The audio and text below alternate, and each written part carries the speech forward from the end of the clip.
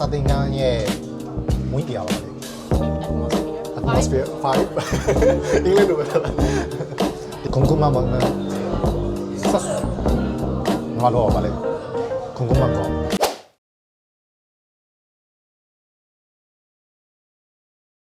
ဒါကြောင့်ကောဘုတ်စုကြုံကောတစ်ဖက်မေးစားပါတော့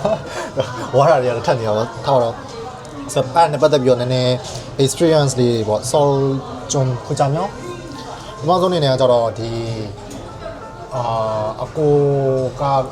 ခန်းစားမိတဲ့ဟာပေါ့နော်ဘာလို့ဒီဂိုင်းရှိဝီကီဒါမှဆိုရင်ဒီစာသင်ခန်းရဲ့ vibe ပေါ့နော်ဘလို့ကွာလဲဘလို့အချင်းမျိုးရှိလဲပေါ့နော်ဒီ vibe ဆိုတာဒီစာသင်ခန်း professor နဲ့ဒီ student ရဲ့ keep in touch ပဲမဟုတ်ဘဲနဲ့ student ကျောင်းသားတွေအချင်းချင်းမှာဘလို့ရှိလဲဆိုတာမျိုးသိချင်တယ်ပေါ့နော်ဒါပေမဲ့ညီမကတော့နှစ်ခုမေဂျာနှစ်ခုလုံးက engineering ပိုင်းဆိုတော့ရင်းတော့ computer တော့မထင်ဘူးပေါ့နော်ဘလို့ရှိလဲမသိဘူးလုံးဝထပ်တူကြနေရမျိုးတော့လည်းမဟုတ်ဘူးပေါ့နော်ဒါပေမဲ့ engineering major နှစ်ခုလုံး engineering major ဖြစ်တဲ့အတွက်ဒီဆရာကိုအဓိကထားပြီးတော့သင်တဲ့ပုံစံမျိုးပေါ့နော်ဆရာဘက်ကသင်တယ်ကျောင်းသားဘက်က lecture လိုက်တယ်ပြီးသွားတဲ့ခါမှာမိကွန်တယောက်ချင်းစီပေါ့နော် individual မိကွန်လေးကိုရီးယားမှာတော့လက်ထောင်မိကွန်လေးတဲ့ခါကျတော့သိမရှိတော့ major နှစ်ခုလုံးကတော့အဲ့လို flow နဲ့ပဲသွားတယ်အမေဒီ vibe ကဘယ်လိုกว่าလဲဆိုလို့ရှိရင်ဒီအဓိက major civil engineering ကကြတော့သူကဒီ GPA လည်းအရေးကြီးတယ်ဆိုပေမဲ့လည်းဒီခြားရောက်ကျွန်းပေါ့ဒီထုံးမပီစာတို့ပါတော့ certificate တွေကကိုအရေးကြီးတာဖြစ်တဲ့အတွက်ဆရာတွေရဲ့ထိုင်ချက်ကလည်းဘယ်လိုလဲဆိုတော့မင်းတို့ဒီ subject တွေကဒီဗီဇာဖြည့်တဲ့အချိန်မှာ certificate ဆောင်ရွက်ဖြည့်တဲ့အချိန်မှာဘယ်လိုအသုံးဝင်လဲအသေးချာလောက်သွားဆိုတဲ့ပုံမျိုးနဲ့ပဲသင်ပေးတယ်အဲ့တော့ဒီ vibe ကစာပေချာလောက်တဲ့လူကလည်းလိုက်လောက်တယ်မလုပ်ဘဲနဲ့နည်းနည်းပျော်များတဲ့လူကလည်းများတယ်အဲ့လိုညရတယ်ပေါ့နော်နည်းနည်းလေး free relax ဖြစ်တဲ့ community ပေါ့ဒါပေမဲ့ဟိုဘက် material science ဘက်ကြတော့ဘယ်လိုပုံစံမျိုးလဲဆိုလို့ရှိရင်အခုအရင် hot နေရလဲပါတယ်ပေါ့နော်ဒီ semiconductor ဘက်က semiconductor ဘက်ကဟုတ်တယ်အရင် hot နေဖြစ်တော့ဒီ GPA ဆိုတာကလည်းအရင်အရေးကြီးရပေါ့နော်တို့ရှိမှာ GPA 3.9 အောက်ရောက်သွားလို့ရှိရင်ဒီမှာတိတ်သုံးလို့မရတော့ဘူးဆိုတဲ့သဘောမျိုးဖြစ်သွားတယ်ဟိုတရားကွန်သွားမယ်ဒီ graduate school သွားမယ်ဆိုလို့ရှိရင်လည်းမောက်ခတွေကဒီ GPA ကိုအရန်ကြည့်ပြီးရွှေ့တာဖြစ်တဲ့အတွက်သူတို့ဘက်ကကြတော့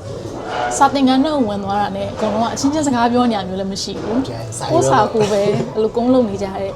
vibe မျိုးပြီးတော့စာသင်တဲ့အချိန်မှာဘာကွာလဲဆိုလို့ရှိရင် civil engineering ရဲ့မောက်ခတွေကြောင့်ကို့အကြောင်းအဲ့လောက်ကိုကဘယ်လောက်တော်ကြအောင်ဘယ်လို project တွေလုပ်လာကြအောင်အရင်ကိုအမုန်းမတင်ဘူးပေါ့နော်ဟိုသူကတော့ဘာသာတင်တဲ့သင်တဲ့ဒီကျောင်းကပြီးတယ်တချို့ဆိုဒီကျောင်းကပြီးလေဆိုတာတော့မ mix တ်တော့ဘူးပေါ့နော်ဒီအိမ်မဲစားတင်တဲ့ပုံမျိုးနဲ့သွားတယ်ကျောင်းသားတွေကလည်းဒီအိမ်မဲစားတေချာလုပ်တဲ့လူကလည်းလုပ်တယ်မလုပ်တဲ့လူကလည်းနောက်ဆုံးထဲမှာတော့သူလုပ်ချင်တာလုပ်နေရပေါ့ဟိုပုံမှန်ကျောင်းသား life သဘောမျိုးလေးပေါ့နော်ဒါပေမဲ့ material science ဘက်ရောက်သွားတဲ့အခါမုံခါတွေကလည်းသူတို့ကဘာ project တွေလုပ်ခဲ့တာ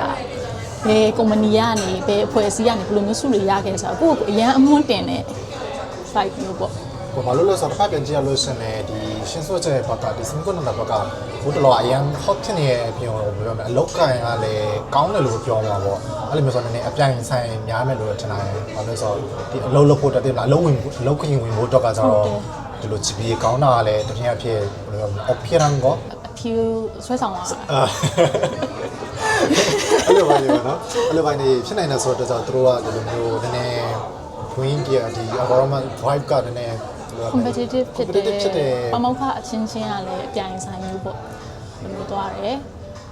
ကျောင်းသားတွေဘက်ကလည်းဆိုတော့ GPA ကအရေးကြီးရဆိုတာကြတော့ semiconductor ဘက်က certificate စာမေးပွဲရဆိုတာမရှိဘူးသူကကြ project based ပုံစံမျိုးပေါ့ကိုကဘယ်လို project တွေမှာဘယ်လိုမျိုးစုတွေရခဲ့တယ်ဆိုတဲ့ဟာက project based ဖြစ်နေတဲ့အချိန်မှာ GPA ကဘယ်လောက်အရေးကြီးလဲဆိုတာကိုယ့်ရဲ့ teammate ယူရတာဆိုတော့ GPA ကောင်းတဲ့လူကိုရေးချင်တယ်ဟုတ်တယ်ဘာလို့ဆိုတော့ခဏပြောလို့တင်လာတော့တစ်ဖက်ကပြန်ကြည့်ရရင်ဒီ civil engineering ဘက်ကကျတော့ certificate တွေပါရေးကြည့်တော့ okay ဘာတဲ့မှာအမှတ်နေသွားလဲကွာဒီလို certificate ရှိရဒီလိုအကြောင်းကိုရနိုင်လက်မဲ့ရှိရဆိုတော့ပြနိုင်လို့ရှင်ဟာ cover ဖြစ်တယ်လို့မြင်တာကိုဒီဘက်ကျတော့အဲ့လိုမျိုးမဟုတ်တဲ့ကြောင့်ကိုကျောင်းမလုပ်ခဲ့တဲ့ project ကဘယ်လို project မျိုးလုပ်ခဲ့တယ်ပြီးတော့ဒီဘာသာရပ်မှာဒီလောက်အမှတ်ကောင်းလာတယ်ဆိုတော့ဒါကိုပဲပြောပြလို့ရမှာဆိုတော့ short of flow ရမှာဆိုတော့ကြောင့်ဘယ်လိုဝင်ကြီးရှိရလို့ထင်လာတယ်ဒါပေမဲ့တစ်ဖက်ကကျတော့ကိုကကျတော့ဒီ engineering ဘက်နဲ့တစ်ဖက်ကကျတော့ကိုကဒီ social science ဘက်ကိုလေ့လာရပုံပါတယ်ပေါ့နော်။ social science ဘက်ကိုလေ့လာတဲ့အခါမှာအဓိကပြောကိုနဲ့လည်းနည်းနည်းပြောရမယ်ကြိုက်တယ်လို့ခံစားရချက်ပါတယ်ဆိုတော့ဘာအဖြစ်တစ်ခုကဒီပြောရမယ်မှန်တယ်မှားတယ်ဆိုတော့မရှိဘူး။ Samuel ပေါ့နော်ဒီအကြောင်းအရာတစ်ခုကိုဆွေးနွေးတဲ့ခါမှာလည်းစာသင်တဲ့ style ကလည်းကွာတာကိုဒီဘက် engineering ဘက်ကကျတော့ဒီဂျုံမို့ဂျုံတာ information sharing ကပုံများတယ်မလားတင်မလားဒီ information ဒီလိုရှိရဲဆိုတော့မျိုးလုပ်တဲ့အချိန်မှာဒီ social science ဘက်ကကျတော့ theory တစ်ခုယူလိုက်ပြီး theory တစ်ခုလိုက်ပြီး discussion လုပ်ကြတယ်မလား professor လည်းအားလုံးတို့မြင်တယ်တို့ကဘယ်လိုလဲအဲ့လိုမျိုးပုံစံမျိုးနဲ့တော့တဲ့ခါမှာ class ကလေ class ဘုံကြီးဒီ fight ကလုံးကွာဆို engineering မှာဆိုဒီမှာ professor ပြောတာကိုနိုင်တာတော့လန်ဒုံးမှတ်ပြီးသွားကွာတချို့ဆို professor နဲ့ interaction လုံးဝမရှိဘူးအဲ့လိုမျိုးမရှိဘူးကွာဒါပေမဲ့ဒီ social science ဘက်ကကျတော့အဲ့ interaction မရှိဘူးလားမရှိဆိုလို့ရှိရင်ဘာလဲဆိုတော့ class participation အမှန်တကယ်နှုတ်တာအဲ့တော့အဲ့လို professor တကယ်မှတ်ပြရဆိုတော့ဒီအဲ့လိုဆိုတော့ professor မိကုန်းမေးပြီဆိုလို့ရှိရင်အဲ့လိုလက်ထောင်ဖြေကြတာတွေသူဖြေတာမှနောက်တစ်ယောက်ကမဟုတ်ကျွန်တော်လည်းဒီလိုမြင်ပါတယ်ဆိုရဲဒီလိုပြန်ပြီးပြောတာတွေအဲ့လိုမျိုးနေဆိုတော့ဘယ်လိုလဲဆိုတော့နည်းနည်း active ဖြစ်တယ်လို့ခံစားရတယ်ပါပြီးတော့ခဏအစားပိုင်းပြောသလိုပဲသလိုပြောလဲမှန်တယ်မှားလဲဆိုတော့မရှိတော့လေဆမွေးမိကုန်းဆိုဘယ်လိုလဲဆိုတော့ဒီ open question လို့ပြောမှာလို့လားတော့ဒီအကြောင်းအရာတစ်ခုပေးလိုက်တယ်လိုက်ပြီးမြင်ရမြင်ရဘယ်လိုလဲမင်းထင်လို့ရေးအဲ့လိုမျိုးပုံစံမျိုးတော့ဆိုတော့ဘယ်လိုပြောမလဲဆမွေးဘွဲအတွက်လည်းကိုဒီ theory ကိုပိုင်နိုင်ပြီဒီဟိုတရားကိုသိရလို့ဖြစ်တယ်ဆိုလို့ရှိရင်ကွာဒီဖြည့်နိုင်တယ်ကွာအဲ့လိုမျိုးဟိုဘယ်မလဲတစ်ဖက်ကကြတော့လေနည်းနည်းတချို့လူတွေတော့ပေါ့နော်ဒီ open question ကြီးကနည်းနည်း pressure ဖြစ်နိုင်ပေမဲ့ကျွန်တော်အကွာကြတော့အဲ့လိုမျိုးကကြိုက်တယ်ကွာလို့ဆိုတော့သိမလားဒီအိုင်းကွာအဖြေတိကျရှိနေမှုတဲ့ကြောင့်ကိုယ့်ရဲ့အမြင်လေးသိရမလားဆိုတော့ဖြေရတာနည်းနည်း relax ဖြစ်တဲ့ထက်မှာတော့ဆိုတော့အဲ့လိုကွာချချက်တော့ရှိခဲ့တယ်ကွာပြီးတော့လေ PowerPoint လုပ်တဲ့ဘူးနီကီယာအစားအရန်ကွာတယ်လေနော်။အော်ဟုတ်တယ်။ဘာလို့ဆိုခဏပြောလို့ရှိရင်ကိုရိုဘက်ကကျတော့ဒီ engineering ဘက်ကကျတော့ဒီဂျုံမို့ဂျုံတာဒီ information sharing information အဓိကကိုဆိုတယ်မလားဒီအိုင်းဒီမှာပြောလို့မျိုးပဲလို့ white screen မှာဒီအိုင်းစာရီပေါ့စပြီးတော့တယ်။ white background မှာအမဲအောင်နဲ့စာရေးမယ်ပြီးရင် data graph တွေထည့်ပေးလိုက်ရင်ဒါပြီးသွားပြီ။အဲ့ information အဓိကဖြစ်တဲ့ပိုင်းဆိုတော့ဒါပေမဲ့သူတို့ကျတော့မဟုတ်တယ်မလား design တွေရောဘာလို့ဆိုတော့ communication ကိုအဓိကထားကြည့်အောင် discussion ပုံစံမျိုးသွားရဆိုတော့အဲ့ဒါဆိုရင်ဘယ်လိုလဲအလွတ်တက်လောက်ခံတော့ colorful ဖြစ်တယ်ဆိုတော့အဲ့လိုပိုင်းနဲ့ကွာဒါပြီးတော့ဒါကတော့ဘယ်လိုရောက်လဲ TMI လို့ပြောတာဒီကိုရမရှိရမလား engineering ဒီယောက်ျားလေးမှာဆိုရင် engineering student ဆိုမြင်လိုက်လို့ရှိရင်ဝတ်စားဆိုဘယ်လိုမြင်ကြလဲသိရမလား hoodie ဒါမှမဟုတ်လို့ရှိရင်ရင်တော့ဆိုလို့ရှိရင်ဒီ second number ဒီ flannel engine လို့ပြောတာလေအဲ့ flannel engine ဒါမှမဟုတ် hoodie ပဲဝတ်ပြီးတော့လာရဲဆိုတော့ဒါပေမဲ့အကုန်လုံးကတကယ်အဲ့လိုပဲလားဒါပြဒါပေမဲ့ဒီ social science ကဘုံဘက်ကိုသွားလိုက်တယ်မလားလောပန်ချခဲအဲ့တော့ပြောလို့이쁜사람잘생긴사람뭐လှတဲ့သူတွေချွဲသူညာလိုက်တာဆိုရင်အမျိုး fight ကိုလည်းပို့ရတယ်ပါ။တသက်ရက်လေးနေရပါတော့။ဒါကတော့ရည်စရာအကြောင်းအရာဖြစ်မလားတော့မသိဘူး။ဆောင်းမွဲကာလာဆိုလို့ရှိရင်မိုင်းနာတန်းပတ်သက်တဲ့အချိန်မှာအကုန်လုံးကဘယ်လိုလဲအရင်ပြင်ဆင်နေတော့မဟုတ်ဘူးနော်။တသက်ရက်လေးလာကြတယ်။ engineering ဒီအဆောင်ရှိရပါ engineering building 1 2ဆိုပြီးရှိအဲ့ building လေးဝင်သွားရင်လေရတဲ့အနက် ceiling နဲ့ရေမထူထားတဲ့အနက်ဘယ်လိုပြောမလဲတော့ပြလို့ရှိရင်တော့ကိုလိုဆိုလို့ရှိရင်ဒါဆိုအချိန်ပါလာပါလို့ပြီဆိုလို့ရှိရင်ခုဒီဝတ်ထားတဲ့သူကအများကြီးခုဒီစောင်းတာမဟုတ်လို့ရှိရင်လည်းဒီမိုချာကြီးဒီအော်တိုကြီးစောင်းပြီးတော့ mass state တက်ပြီးတော့ဘောဆိုင်နေပြီအဲ့လိုဘယ်လိုလဲကွာရောနော်5ကတော့တော့ပါသွားတယ်ပြီးတော့နောက်ထပ်သိချင်တာတစ်ခုကကြတော့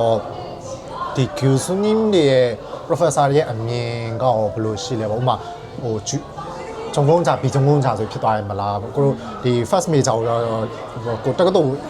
ဝင်ရတဲ့အချိန်မှာရှင်းပြီးစားကြတော့ဒီဂျုံကုန်းချလို့သတ်မှတ်ပြီးတော့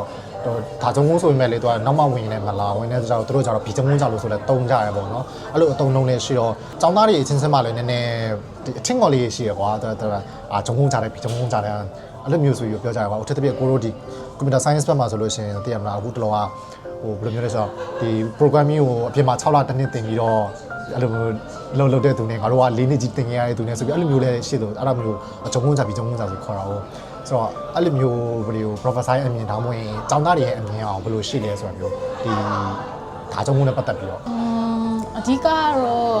တွေ့ကြုံရပြဿနာတစ်ခုကတော့ကမောက်ခနဲ့ပဲပြဿနာတစ်ခုတော့ပေါ့နော်ကျောင်းသားတွေကတော့တိတ်သူများကိုတိတ်စိတ်ဝင်စားကြလို့ပဲပြောရမှာပေါ့နော်သူကတော့ငါတို့မိကြမဟုတ်တခြားမိကြဆိုတာလောက်ပဲ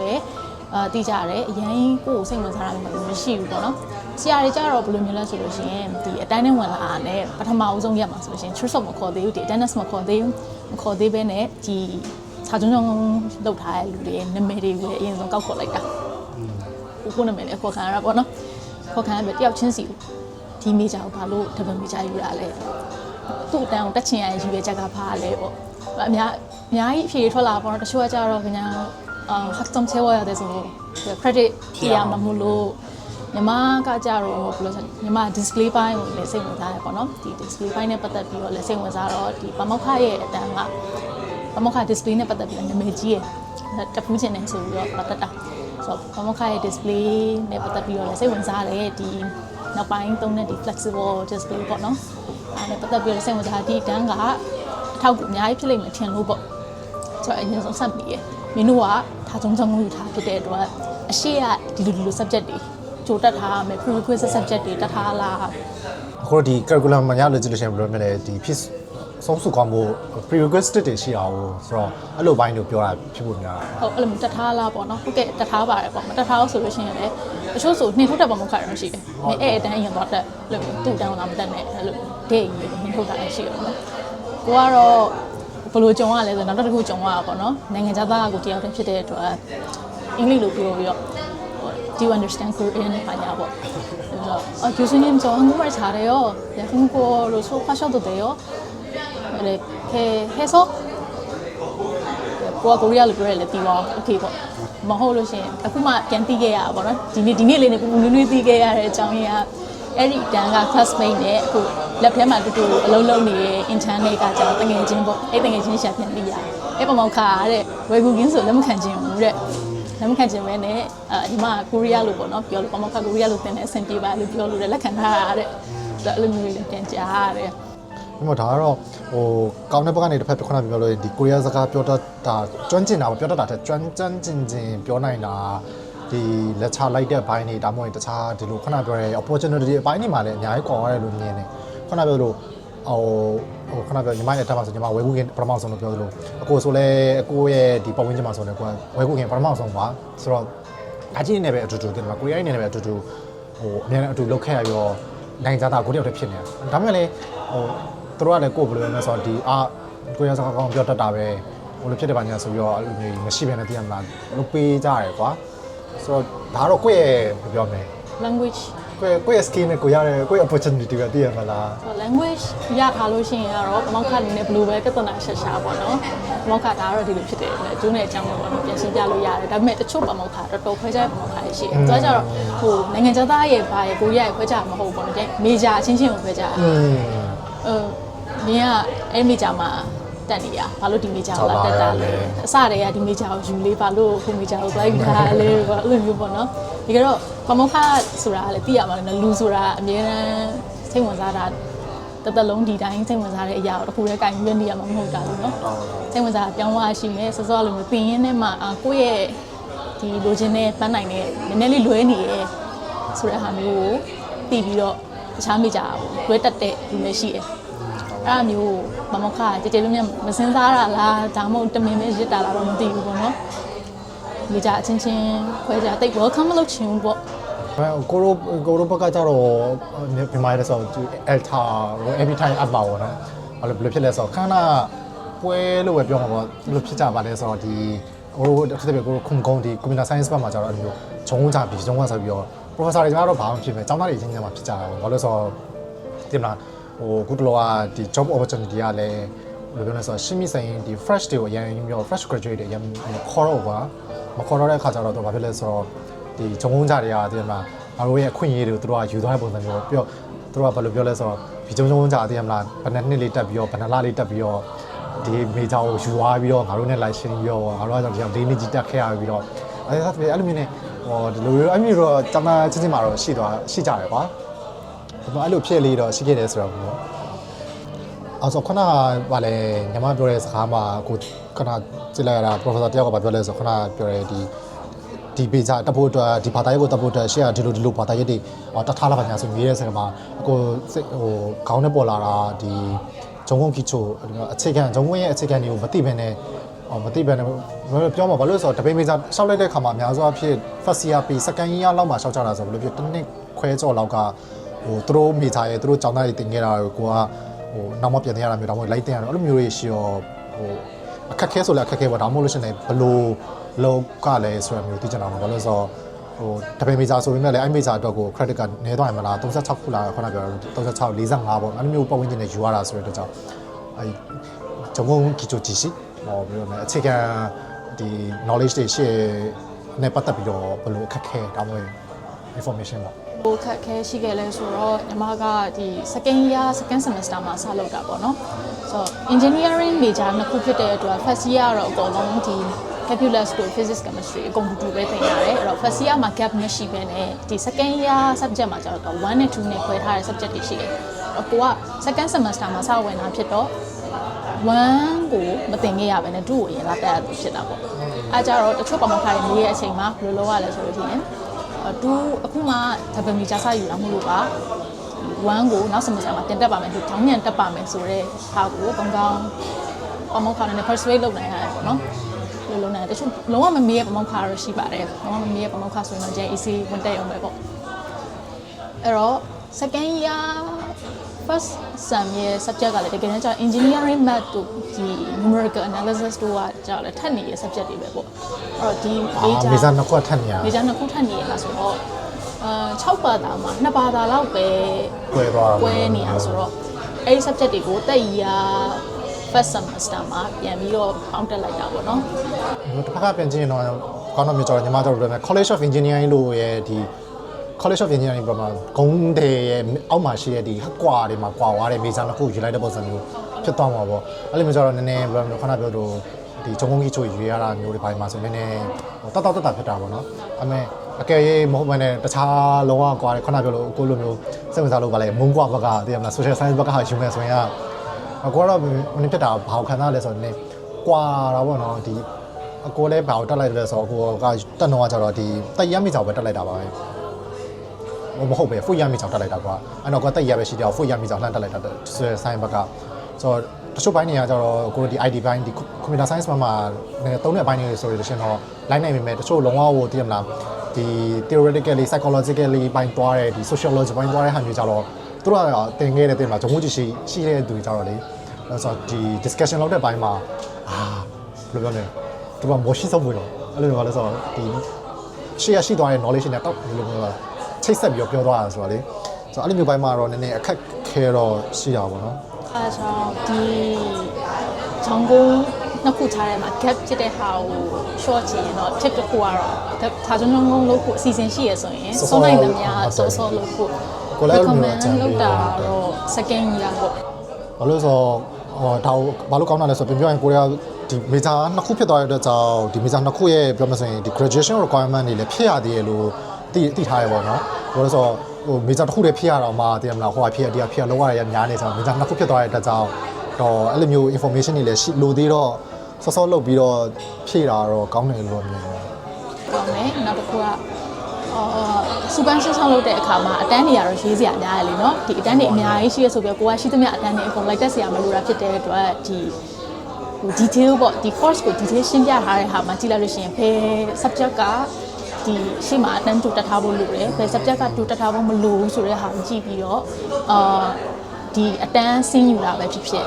ဒါမှမဟုတ်အဲ့ဒီအတန်းကိုကိုလည်းသိစိတ်ဝင်လာအောင်ဆိုလို့ရှိရင်အဲ့ဒီအတန်းနည်းနည်းလွတ်လိုက်တာပဲဖြစ်ဖြစ်ပေါ့နော်အဲ့လိုမျိုးလဲလုပ်ပြီး manage တော့လုပ်လို့ရတယ်ပေါ့အဲ့လိုမျိုးလုံးမှာပဲဒါလည်းကိုဖြည့်ရမယ့် credit လေးလည်းရှိသေးတော့အဲ့ဒါမှလည်းဖွဲ့ရတယ်လွတ်ကျွတ်ရအောင်ဆိုတကယ်တမ်းကျတော့ engineering major နှစ်ခုလို့ပြောလို့တူတယ်လို့ထင်ရပေမဲ့လည်းမတူတာအများကြီးပေါ့နော်civil မှာဆိုလို့ရှိရင် thermodynamic မသင်ရအောင်အဲ့တော့တက်ရမှာဒီ thermodynamic ကိုအခြေခံပြီးတော့သင်တဲ့ဒီ ion engineering လို့ပဲပြောရမလားပေါ့အဲ့ဒီအတန်းကိုတက်လိုက်တဲ့အချိန်မှာကိုကဒီရောခတ်ကိုမသင်ထားအောင် thermodynamic ကိုလုံးဝမသင်ထားတဲ့အချိန်မှာဘာပြောလို့လဲ free energy ကဘာကြီးလဲပေါ့နော်အဲ့လိုဖြစ်နေလို့ဖြစ်နေတာပေါ့ဆိုတော့အဲ့အတန်းမှာတော်တော်ဆိုးရွားလိုက်ရရပေါ့နော်နောက်တက်ရသွားတာ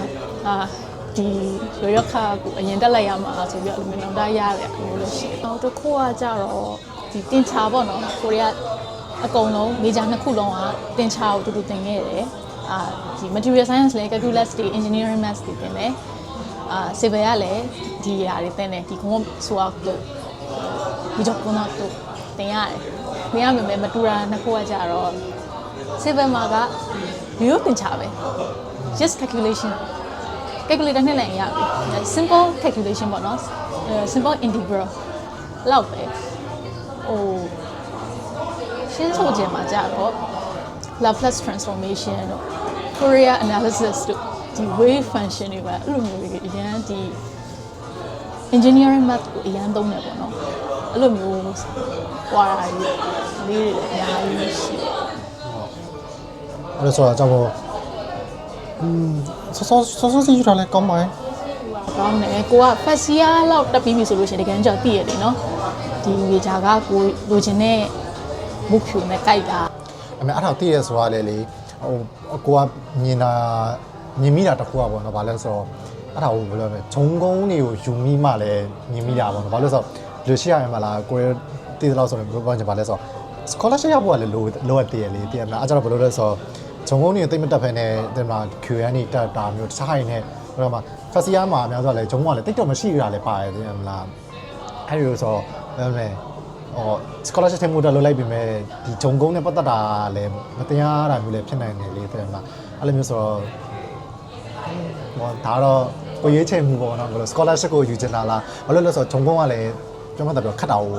အဲ့ဒါဆိုတော့ဒီ scholarship ထိမှုဆိုတာလည်း GPA ထိမှုဆိုတာလည်းလွယ်တော့လွယ်နေတယ်ဆိုတော့ညီမကျတော့ minor လုံးဝယူလို့မရတဲ့လူပေါ့နော် minor ကိုဒီအကြောင်းကဖြည့်ခိုင်းတဲ့ credit 10ခုအဲ့10ခုက first year second year မှာအကုန်ဖြည့်ပြီးသွားပြီဆိုတော့အခု second year second semester အစပဲအခု final ရောက်တဲ့အထိ minor တန်းလုံးဝမတက်ခဲ့ရအောင်ဒီတက်တဲ့အတန်းတွေအကုန်လုံးက major တန်းတွေကြီးပဲတက်တဲ့ minor တန်းဆိုလို့အကြောင်းကမဖြစ်မနေတက်ပေးရတဲ့ဒီ techno business တို့ပါတော့ techno ခေါင်းရောင်းဆိုပြီးအဲ့လိုမျိုးဖြစ်ဘွဲရဖို့တော့မဖြစ်မနေတက်ရတဲ့ minor မျိုးအလောက်ကလွဲရင်ဒီကိုစိတ်ဝင်စားလို့တက်တဲ့တခြားဥမာစိတ်ဝင်စားတဲ့ကောင်းတဲ့ဘာသာစကား minor မျိုးအဲ့လိုမျိုးဆိုတက်ဖို့အချိန်လည်းမရှိဘူးမှန်တယ်အဲ့ဒါဘာလဲဆိုတော့ credit ကျန်ကိုတို့လည်းတူတူပဲဘာလဲဆိုတော့တည်ရမလားကိုတို့လည်းရှင်းမကြုံမှုဖြစ်တဲ့အတွက်ကြောင့် credit ကအများကြီးယူရတာကိုအများကြီးယူရတဲ့ခါမှာခဏပြောလို့ကိုတော်တွက်ကြည့်လိုက်တော့မှနောက်ဆုံးကျန်တော့10 credit လား12 credit အဲ့လောက်ပဲကျန်တော့တာတည်ရမလားကျန်တာဒီအကုန်လုံးကဒီဂျုံကုန်းတွေမှာဖြစ်နေဖြစ်ရမှာဆိုတော့လေကိုတို့ဆို first year တည်းကပဲဒီဂျုံကုန်းကိုအများကြီးဖြစ်ရတာ first year တည်းစိုက်အများကြီးဖြစ်ခဲ့ရတာဆိုတော့ဟိုအဲ့လိုခဏပြောလို့ binary QN တွေကိုတက်ချင်တာတော့မှတိတ်မတက်ရတော့ဘူးအဲ့တော့ scholarship ပိုင်းကိုလည်းတော်တော် GPA ထိန်းတဲ့ပိုင်းကိုလည်းတော်တော်ရုန်းကန်လိုက်ရတယ်ဆိုတော့ဒါတော့ဒီဂျုံကုန်းခါဂျုံကုန်းနဲ့ပတ်သက်ပြီးပေါ့နော်တော့ဒီလောက်ပဲပေါ့장단점ပြောချင်သေးတာ장단점ဘယ်လိုအဲ့ဆိုတော့ဘာပြောရလဲ장단점အနေနဲ့ခံစားရတာ pros and cons ပေါ့နော်ကောင်းတဲ့အချက်ကတော့ဟိုက major နှစ်ခုရဲ့ relations ပေါ့ relations မရှိရင်တော့မကိုကအားကြရင်ရှိရလေနော်အိမ်မက်ကတိတ်ပန်နေတာရှိဖြစ်ချင်ခဲ့တာဆိုတော့ဒါမဲ့လေဖန်တီးချင်တာဆိုတော့ဒီနှစ်ခုကိုပေါင်းဆက်ပြီးတော့ဘယ်လိုမျိုးဖန်တီးရမလဲအခုဆိုရင် lab ဝင်တာဖြစ်တဲ့အတွက် graduate school ဆိုတာတော့ကိုသင်ထားခဲ့တာတစ်ခုတည်းကိုပဲသုံးပြရမဟုတ်ဘူးเนาะ chemistry လည်းသုံးရတယ် chemical engineering က reactor engineering ကိုလည်းအသုံးပြုရတယ်ဘာသာပေါင်းစုံကဟာတွေကိုအသုံးပြုရဖြစ်တဲ့အတွက် major တစ်ခုလိုက်တဲ့အခါမှာသင်ရတာကြီးများသွားတော့ဒီ lab ထဲမှာသူများက major တစ်ခုလိုက်ထားတဲ့လူကမသိဘူးဒီ gives free energy ကဘာလဲမသိဘူးဒါပေမဲ့ကိုကမအဲ့တခုကောင်းချိုးတော့ရှိရတယ်ဘယ်လိုဆိုအဲ့တော့လေကိုတို့ဘယ်မှာမြင်လဲဆိုကိုတို့လောက်ကကြတော့လေဘာလုပ်လဲဆိုတော့ data science ဘိုင်းနဲ့ဒီ computer science AI တုံးကိုစုံတဲ့ဟာပေါ့ social science လည်းပါတော့ပါတယ်ဆိုတော့ပြောမယ်ဆိုရင်ဒီ data science AI ရဲ့ computer science ရဲ့ဒီ social science ရဲ့လေးခုရဲ့ဂုဏ်နဲ့ပိုင်းကိုလုပ်တဲ့ဒီ research ပိုင်းလည်းရှိရောနားဘယ်လိုကိုအတိတယောက်ဆိုလို့ရှိရင်တော့ဘာလဲဆို computer science နဲ့ဒီ statistics ထုံးခဲပိုင်းကိုနောက်ခု boost ကြုံလုပ်လိုက်တာဒါပေမဲ့ယူလိုက်တဲ့ခါကျတော့ခုနကပြော data science ပိုင်းကျတော့ဒီ statistics တွေအများကြီးသုံးနေကွာအဲ့တော့သူ့တက်ကျတော့အဲ့ဒါအထောက်အကူပြုရဲအဲ့တော့ဘယ်လိုလဲဆိုကိုတို့ဒီ seminar လုပ်တဲ့ခါမှာဒီမှာဒီ topic တစ်ချောင်းရှင်းတဲ့ခါမှာအဲ့လိုမျိုးရှင်းတဲ့ခါကျလို့ရှိရင်သူ့ရဲ့ဘာလဲဆိုတော့ဒီထုံးခဲဒီ statistics အမြင်ကလည်းလိုအပ်တဲ့ခါရရှိရကွာအဲ့ဒါသူပြောလိုက်တဲ့ခါမှာတော်နဲ့အဲ့လိုကွာဘယ်လိုလဲရှင်းသွားတဲ့ခါမျိုးလည်းရှိရကွာနောက်ပြီးတော့ကျွန်တော်ကိုလုပ်တဲ့ပိုင်းဆိုလို့ရှိရင်ကိုအနေနဲ့ social science ဘိုင်းကိုလုပ်တဲ့ခါကျတော့ social science ကိုတက်လိုက်တဲ့ခါမှာအဲ့လိုမျိုးနည်းနည်းဒီ knowledge တွေရလာတဲ့ခါမှာဒီ research ဘိုင်းမှာတောင်းအောင်ပြောရတာမျိုးရာအခုအဆင်ပြေသွားတာမျိုးရှိရဆိုတော့ခြံကျုံနေနေကတော့ခဏခဏ course နေနေကတော့အဲ့လိုမျိုးဟာတွေလည်းရှိရနောက်ပြီးအကိုမြင်ပါတော့ဘယ်လိုလဲချို့လူတွေကဒီသိတယ်မလားဒါကို professional နဲ့လုပ်ချင်နေမယ်ဒါကိုလည်းသိချင်နေဆိုတာမျိုးရှိရလေအဲ့ပေါ့ကိုတည့်ရတငယ်ချင်းတယောက်ဆိုရင်ဘယ်လိုလုပ်လဲဆိုတော့ဘာသာစကားကိုလည်းသင်ချင်တယ်ဒါပေမဲ့ဒီအောင်လည်းထမင်းစားလက်မှတ်လိုမျိုးလည်းဒါကိုလည်း professional လုပ်ချင်တယ်ဆိုတော့ဒီ engineering ဘိုင်းကသူ့ရဲ့ main major နဲ့လုပ်ပြီးတော့ဘာသာစကားဖြစ်တဲ့ German တို့သူ European language ကိုသင်နေတာဖြစ်တဲ့ဆိုတော့အဲ့လိုမျိုးဟာကိုသူယူလိုက်တယ်ဆိုပြီးတော့သူ့ရဲ့ development လုပ်ချင်တာနဲ့အခုအဲ့လိုမျိုးလုံးနိုင်တဲ့ ခြံကျုံနေရှိရပါတော့ဒမ်ကျုံနေနဲ့ပြန်စဉ်းစားမိတဲ့ခါကျလို့ရှင်တော့ခုနပြောတဲ့ဒီဟို stress ကတော့များမယ်လို့တော့ကိုမြင်တာပဲဆိုတော့ major နှစ်ခုကိုသိရမလားဒီ supervision ချောင်း course registration နဲ့လည်းလောက်ကတည်းက graduation တော့ကလည်းပြင်ရသေးတယ်ပြီးခုဘက် major ခိုင်းတယ်ဒီဘက် major ခိုင်းတာရတယ်မတူတာရှိသေးတယ်သိရမလား မတူတာလည်းရှိတယ်လို့မျိုးနောက်တစ်ခုကကြတော့ stress ပြီးတာကဘာလဲဆိုလို့ရှိရင်ဒီပမောက္ခတွေဆက်စတန်းတက်ချင်မှာခွဲကြတဲ့ဟာပေါ့ငါဒီ semester ဘယ်လိုခွဲကြခိုင်းအောင်ခုနပြောရလဲဖြီချုံကုန်းကြဆိုပြီးအဲ့လိုအသုံးနှုန်းနေလေကြောက်တယ်ဖြစ်သေးရပါတော့နောက်တစ်ခုကကြတော့ဟိုကွာခြားချက်တစ်ခုကကြတော့တချို့လူတွေကကြတော့မေဂျာတစ်ခုတည်းကိုပဲဂျုံကုန်းရှင်းမှာ specialize လုပ်တဲ့ခါမှာပြောလို့ဆိုဒီနယ်ပယ်တစ်ခုကိုလောကအသေးစိတ်သိသွားတဲ့အမျိုးဖြစ်သွားတဲ့အချိန်မှာကိုကကြတော့နည်းနည်းအဲ့လိုဘယ်လိုပြောမလဲဟို society စစ်စစ်ဖြစ်သွားရပါတော့ဆိုတော့ပြောမဆိုရင်ကောင်းတဲ့ဘက်ကမြင်တယ်ကောင်းတဲ့ဆိုပေမဲ့ဆိုးတဲ့ဘက်ကမြင်တယ်ဟို society မကြိုက်တဲ့သူတွေလည်းရှိကြသေးတာဟုတ်ဆိုတော့အဲ့လိုမျိုးခြံတဲ့ဆိုတော့ရှိနေတယ်အစိုးဆုံးထန်ကြုံကတော့ဟတ်ကြုံခွင့်လီလို့ပိုအရင်ထုတ်ပါတယ် GPA ထိန်းဖို့အရင်ခက်တယ်။အဲဒါဆို major တွေကြီးပဲ6တန်းလောက်တက်ရတာညီမက semester တစ်ခုကို9ဘာသာတက်တယ်။အဲ့ထဲမှာ6ဘာသာ major ဟုတ်တယ်ညားတဲ့ထဲမှာများတော့အဲ့မျိုးဆိုတော့3ဘာသာကလည်း minor လို့ပြောပေမဲ့ဟိုလိုစိတ်ဝင်စားလို့တက်တဲ့ minor မဟုတ်ဘူးနဲ့ဘွဲရဖို့အတွက်တက်ရတယ်။တော့27 credit လား I'm not all of them are 3 credits 2 credit ပါတယ်1 credit ပါတယ်24ထိရတယ်။အော်အခုလည်း24ရဆို။ဟိုလည်းအများတန်း20က default တယ်20အဲ့လိုမှအကြုံကောင်းတဲ့သူကပိုတက်လို့ရမျိုးရှိရမလားခြေသူကသူတို့ policy ကပုံမှန်နင်းဖြစ်ရတာ20ကပုံမှန်ပဲဟိုစာကိုလည်းကျတော့4.5မှာ4.5တုံးနဲ့စနစ်ဖြစ်တဲ့ကြောင်4အထက်ဆိုလို့ရှိရင်ကျတော့သူအဲ့လိုမျိုးဒီစုခန်းရှင်းလုံးခွင့်ရတဲ့အကြောင် plus ထပ်တူတယ်လည်းစနစ်တရှိတော့ငါကကြတော့ကို24ရရပါတော့24ရတော့၄နှစ်နဲ့ဖွဲ့ယူရှင်တော့အပြည့်တက်ရတယ်ဟုတ် like နည်းနည်း freely တက်ချင်တယ်ဟိုရောယူပေါ့ရောယူကဲပြောမယ် uni life ကိုလည်းဒီမှာကြောင်းတက်ရင်လည်း shop သွားခြင်းတဲ့ခါညာမျိုးတော့မရတော့ဘူးပေါ့တရားတော့အဲ့လိုတက်ချင်တော့9နှစ်ခွဲလောက်တော့တက်ရမှာပေါ့နော်အဲ့လိုလည်းမတက်ချင် uni life ကြီးအရင်ရှည်တယ် language program တွေတက်ထားတော့ဟိုကသူများထက်တစ်နှစ်ပိုတက်နေရတယ်လို့ဖြစ်နေရလေနော်တက်ချင်တော့မိကြတွေကိုပြုံတက်တဲ့အခါမှာတောင်းကွက်လီလို့ပိုအရင်ခတ်တယ် GPA ကနေအဲ့ပေါ်ဒါတော့ဟိုခြံတန်းကြမိကြီးနော်ဆိုတော့ဒါကိုပြောသွားတဲ့ဒါကဘယ်လိုလဲဆိုတော့ဒီဒါသုံးကုန်းတပည့်မေဂျာနဲ့ပတ်သက်ပြီးတော့ဒါကိုညရဲ့ဆွေးနွေးသွားတဲ့အပိုင်းလေးပေါ့နော်ဆိုတော့ဘလို့အစတော့ဟာလေရင်းနေပါတုံနေတယ်အခုကြောင့်ဘလို့နေလဲမသိဘူး free free ဖြစ်သွားရောအဲ့ဆို마무리 할 것 같은데 그래서 진짜 그러면 손다라면ဆိုတော့소감 한마디 소감အနေနဲ့ပြောမှဆိုရင်ဒီမျိုးဗီဒီယိုရိုက်မယ်လို့ကမ်းလှမ်းလာမယ်လို့မထင်ထားဘူးပေါ့နော်ဆိုတော့ဘာဖြစ်လို့ကျေးဇူးတင်ပါတယ်ဟိုကိုကလည်းဘာလို့စဉ်းစားလိုက်တယ်လဲဆိုတော့ဟိုပြောမယ်အခုနှစ်ယောက်ရဲ့တချို့ပြောလို့ရတဲ့အကြောင်းအရာတွေကဘယ်လိုလဲဆိုတော့တူညီနေတဲ့ကိုပိုင်းနေလေရှိရောတဲ့မှာကိုရလောကပါလေ通话자 통해 소통이 잘 되고 뭐 그래서 뭐가 좀 더 편하게 이야기를 나눌 수 있을 것 같았어. ညီမလည်း page မှာဒါတုံးလို့ရှိတယ်ဗမေဂျာယူရင်ကောင်းတဲ့အချက်စာတော့ရေးရပေါ့နော်ဒါတော့စာရေးတယ်ဆိုတာစာရေးရင်းရှင်ရင်လည်းဖတ်တယ်လို့မဖတ်ချင်ဘူးနော်စောစောလို့ပြောတဲ့အသေးစိတ်ဘယ်လိုခွဲခြားတယ်ဘယ်လိုမျိုးဟတ်တန်ကလေးလို့ခတ်တယ်ဆိုတဲ့အမျိုးကကြတော့ဒီလိုစကားနဲ့ပြောတာအသေးစိတ်ပို့ပြီးတော့ဆို좋은 시간이었습니다. 감사합니다.